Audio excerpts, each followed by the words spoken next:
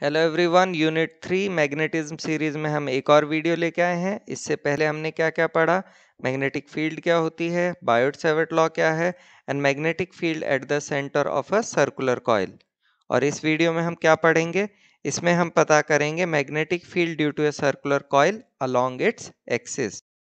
क्या आपको पता होना चाहिए, सबसे पहली चीज magnetic field, space around the magnet in which its magnetic effect is experienced. Cross का मतलब होता है magnetic field into the page, dot का मतलब होता है magnetic field out of the page.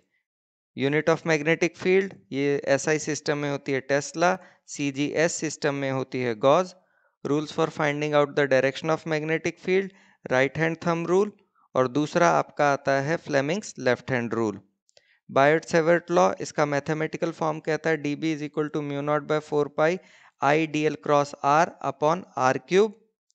Magnetic field due to a circular current carrying loop at its centre का formula होता है B equal to mu not I upon 2 R, या इसे लिख सकते हैं B is equal to mu not N I upon 2 R, where capital N represents the total number of turn.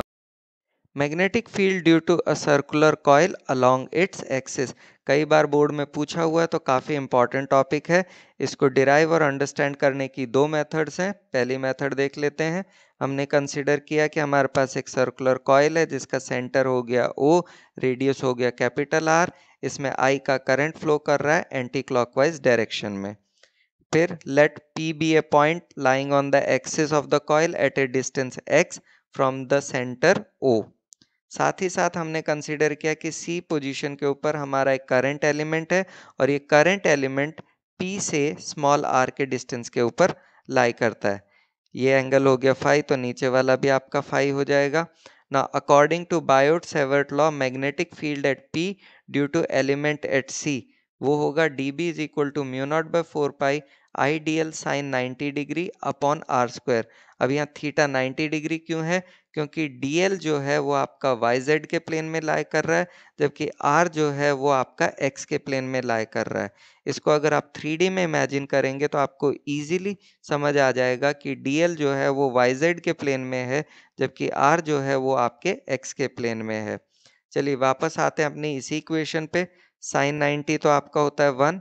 अच्छा, ये जो आर स्क्वायर है इसको भी हम रिप्लेस कर सकते हैं, कैसे?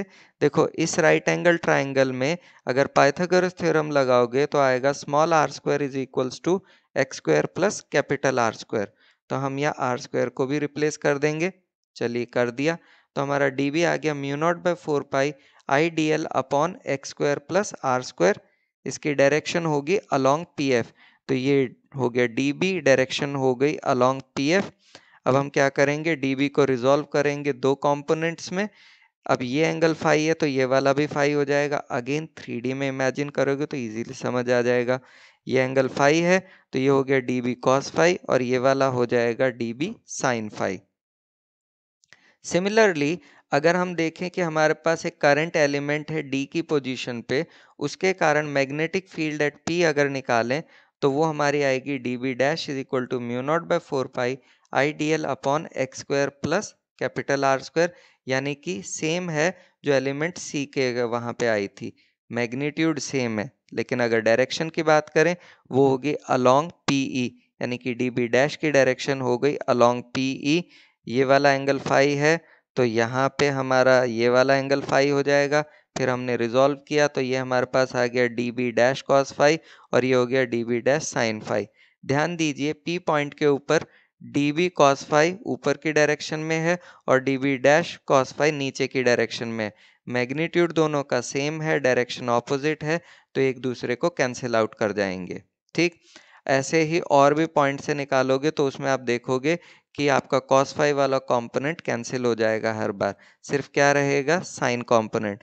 तो अगर मुझे निकालनी है total magnetic field at P, that will be B is equal to integration of D B sine phi. क्यों? क्योंकि डी बी और डी बी डैश सेम है, इसलिए हमने डी बी कहा। अब हम क्या करते हैं, डी बी की वैल्यू रख देते हैं। डी बी की क्या वैल्यू थी, mu not by 4 pi I D L upon x square plus R square. फिर हमने साइन फाई की वैल्यू रखी। साइन फाई की वैल्यू क्या निकलेगी, आपका R upon this small R which is equal to x square plus R square to the power of 1/2। ठीक है, अब यहाँ पे ये जो बाकी टर्म्स हैं ये तो बाहर आ गई, इंटीग्रेशन के अंदर सिर्फ रह जाएगा डीएल।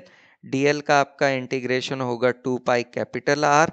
इसको सॉल्व करते हैं तो हमारे पास आता है b is equal to mu not by 4 pi 2 pi I capital R square upon x square plus capital R square to the power of 3/2, या इसे लिख सकते हैं mu not I capital R square upon 2 in bracket x square plus capital R square whole to the power of 3/2, और इसकी direction होगी along px। Magnetic field due to a circular coil along it axis, NCERT method. तो हमने यहाँ consider किया मेरे पास एक circular coil है जिसका सेंटर हो गया O, रेडियस हो गया कैपिटल R, इसमें I का करंट फ्लो कर रहा है एंटी क्लॉकवाइज डायरेक्शन में। ठीक है, let P be the point on the axis of the circular coil at a distance x from O। साथ ही साथ हमारे पास एक पोजीशन है C, उस पे हमारा करंट एलिमेंट जो है DL है और P से C का डिस्टेंस स्मॉल r से रिप्रेजेंट किया गया है। Now according to Biot Savart law, magnetic field at P due to element at C ये होगा dB is equal to mu not by 4 pi I D l sine 90 degree upon r square. अब ये 90 degree कहाँ से आया? देखिए dl जो है वो आपका yz के प्लेन में है, r जो है वो x के प्लेन में, तो दोनों के बीच का एंगल तो 90 डिग्री ही होगा। इसको समझने के लिए आपको 3D में dl और r को इमेजिन करना पड़ेगा। चलिए वापस अपनी इक्वेशन पे आते हैं। साइन 90 डिग्री तो 1 होता है, ठीक है, तो हमारी इक्वेशन बनेगी mu not by 4 pi I D L upon x square plus capital R square. ये कहाँ से आया? देखो ये हो गया राइट एंगल ट्राइंगल, इसमें small are square is equal to x square plus capital R square होगा, वही हमने यहाँ लिख दिया है।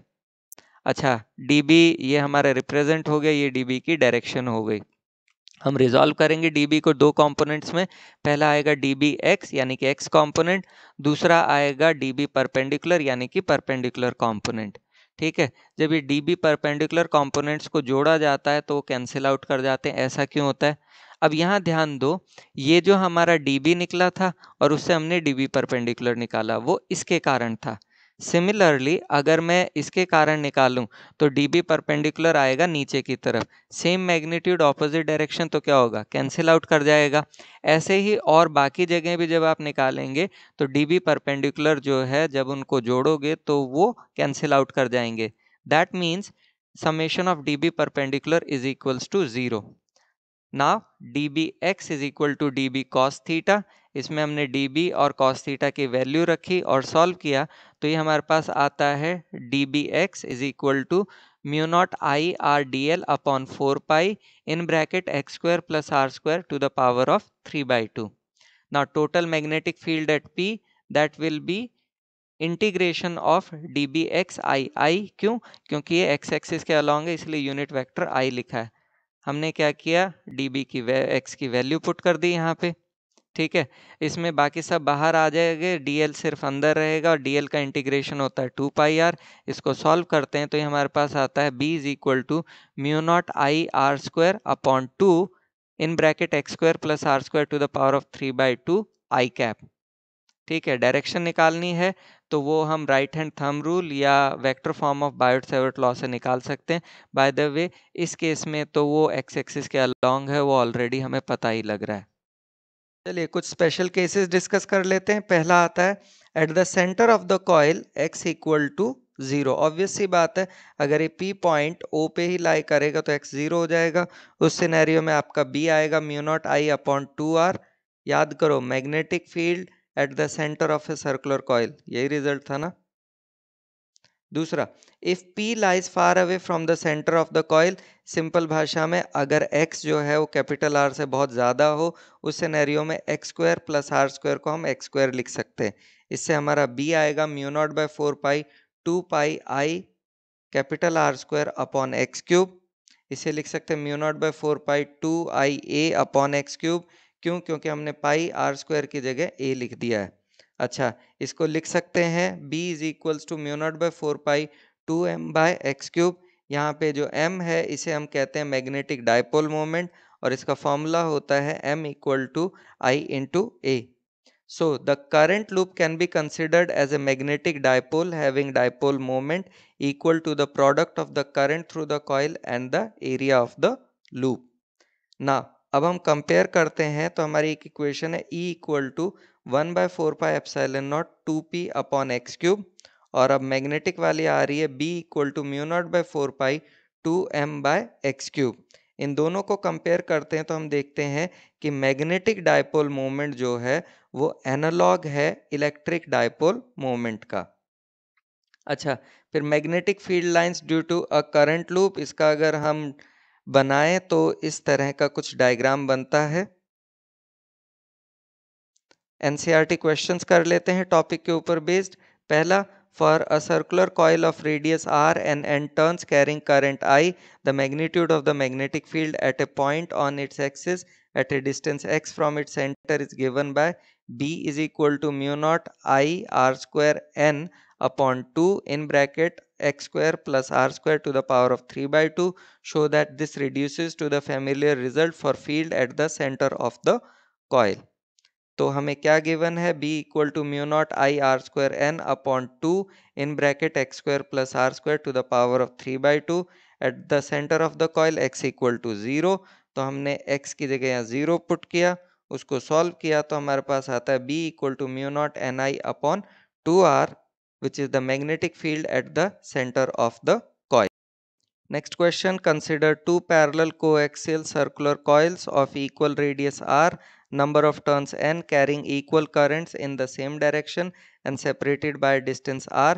Show that the field on the axis around the midpoint between the coils is uniform over a distance that is small as compared to r and is given by B is equal to 0.72 mu naught Ni upon r approximately.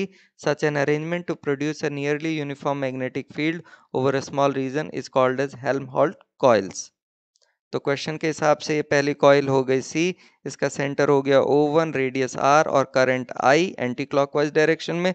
दूसरी coil हो गई D, उसका centre हो गया O2, radius R और current हो गया again I in the anti clockwise direction.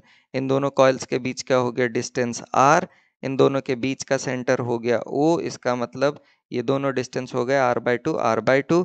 फिर हमने कंसिडर किया कि हमारे पास एक पॉइंट है P, ये पॉइंट P O से स्मॉल d के डिस्टेंस के ऊपर है, जिसके कारण आपका O1P का डिस्टेंस है वो हो गया r/2 प्लस डी और O2P का डिस्टेंस हो गया r/2 minus of d. Now magnetic field at P due to the coil C, ये हमारा होगा B1 is equal to mu not I are square N upon 2 in bracket r/2 plus d whole square plus R square to the power of 3/2। ये कहाँ से आया, हमारा formula है B equal to mu not I are square N upon 2 in bracket x square plus capital R square to the power of 3/2। तो यहाँ x की जगह पे r/2 प्लस डी यूज किया गया है। ठीक, इसको हमने ओपन किया तो उसके कारण हमारी पूरी इक्वेशन बनेगी mu not I are square N upon 2 in bracket R square by 4 plus d square plus R d plus R square whole to the power of 3/2। यहाँ हम क्या करते हैं, डी स्क्वायर को नेग्लेक्ट करते हैं तो उसके कारण हमारा बनता है B1 is equal to mu not I are square N upon 2 in bracket 5 are square by 4 plus R d whole to the power of 3/2। चलिए लास्ट स्टेप से हमारे पास आया था magnetic field at P due to coil C, B1 is equal to mu not I are square N upon 2 in bracket 5 are square by 4 plus R d whole to the power of 3/2। हमने क्या किया, denominator की term में 5 are square by R को common ले लिया तो ये हमारी इक्वेशन बनती है mu not I are square N upon 2 in bracket 5 r square by 4 to the power of 3/2 in another bracket 1 plus rd upon 5 r square by 4 whole to the power of 3/2। इसको solve करते हैं तो ये हमारे पास आता है mu not I are square N upon 2 into 5 r square by 4 to the power of 3/2 into 1 plus 4d upon 5 r to the power of 3/2। ये क्या करते हैं, इस टर्म को न्यूमरेटर में ले आते हैं तो माइनस में हो जाएगी। That gives B1 is equal to mu not I are square N upon 2 into 5 are square by 4 to the power of 3/2 whole multiplied by 1 plus 4d by 5r to the power of minus 3/2 and the direction will be along PO2। आगे continue करते हैं। चलिए अब निकालते हैं magnetic field at P due to the coil D इसके कारण, तो ये होगा B2 is equal to mu not I are square N upon 2 in bracket r by 2 minus d whole square plus R square to the power of 3/2।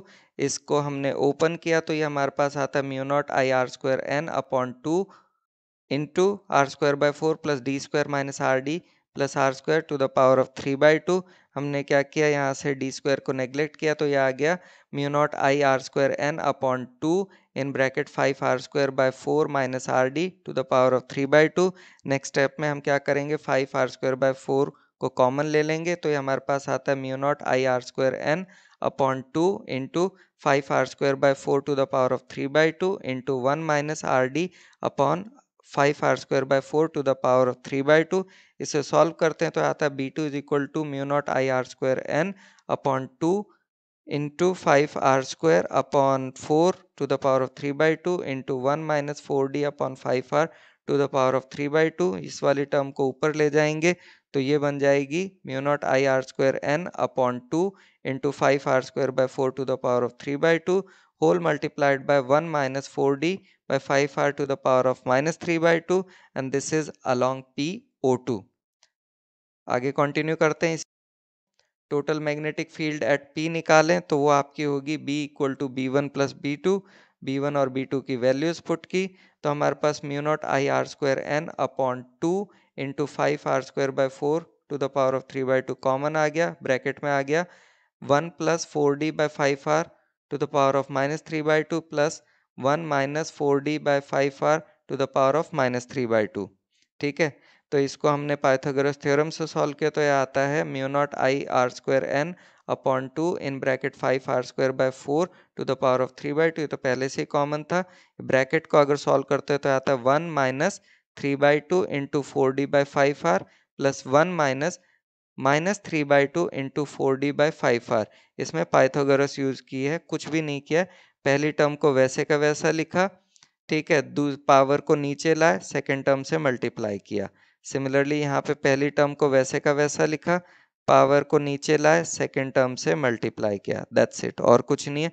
इसको solve किया तो ये हमारे पास आता है mu not I are square N upon 2 into 5 are square by 4 to the power of 3/2 whole thing multiplied by 2, that gives mu not I r square n upon 5 r square by 4 to the power of 3/2 that can be written as mu naught I n upon r into 4 by 5 to the power of 3/2 which is equal to 0.72 into mu naught I n upon r। या लिख सकते हैं B is equal to 0.72 mu naught I n upon r which we have to prove and the direction is along PO2। Now is the time for acknowledgement. Google, Bing, NCERT सबका धन्यवाद अगर कहीं से कुछ डेटा या diagram या कुछ लिया गया है। And do watch the next video जो ये टॉपिक पढ़ा था इसी के बोर्ड क्वेश्चन पे, that is board questions on magnetic field due to a circular coil along its axis. Thank you so much.